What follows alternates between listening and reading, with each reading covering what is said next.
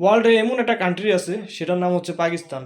সে নিজে নিজে কোথাও যেতে পারে না, অন্যের ভারে বা অন্যের কাঁধে চড়ে যে কোনো জায়গায় যেতে হয়। মানে সেমিফাইনাল বা ফাইনালে যেতে হলে পাকিস্তানকে অন্যের কাঁধে চড়ে হলেও যেতে হবে। যেমন আজকে শ্রীলঙ্কার কাঁধে চড়ে যাচ্ছে, মানে শ্রীলঙ্কাকে আজকে 76 রানে হারাইতে হবে। এর জন্য আগে ব্যাটিং নিয়ে এই এখনো পর্যন্ত ভালো খেলতেছে। দেখুন, অলরেডি আপনার 6 ওভারে 64 রান নিয়ে ফেলছে। আশা করি ভালো খেলবে। ওপেনিং জুটিটা এখনো পর্যন্ত আছে, ফারহান আর ফাকার জামান এখনো আছেন। তারা এখনো আউট হয় নাই। আশা করি তারা খুব ভালো খেলবে। সে আশা প্রত্যাশা নিয়ে পাকিস্তানের ম্যাচটা আজকে দেখতেছি, কিন্তু দেখে তো লাভ নাই।